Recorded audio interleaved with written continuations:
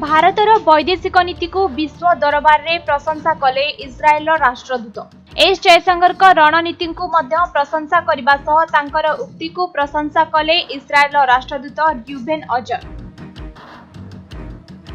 एसह जयशंकर भाषण चर्चा करने सह भारत खूब शीघ्र एक सॉफ्ट पावर देश भाव में परिणत होगाकू जाउछि बोली कहिले। सॉफ्ट पावर कहिले अमेरिका और जर्मनी भली किछि देश को बुझाए, कारण एही देश रे घटुथिबा घटना सारा विश्व रे एक खबर पालटि जाए।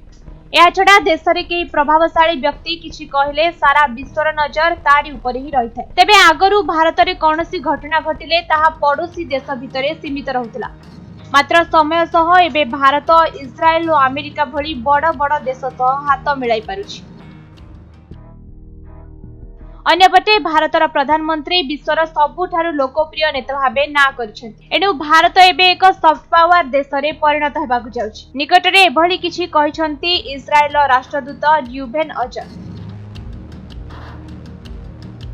जदि देखा जाए आगरु एक सॉफ्ट पावर देश भाबे इस्राएल ना मध्य सारा विश्व रे सुनिबाकू मिलुथला, मात्र इस्राएल गाजा युद्ध परे एही देश तार परिचय हो जाइछि। विश्व रे थिबा समस्त छोट बड़ राष्ट्र इस्राएल को एही युद्ध रे दोषी बोली कहउछन्ति। किछि दिन आगरु भारत रूसिया ठारू तेल आमदानी करुथिला, तेबे एहा आगरु समस्त यूरोपीय देश एपरिकी अमेरिका मध्य भारत को भूल कहिथिला, रूसिया ठारू तेल आमदानी न करिबा पई कहिथिले।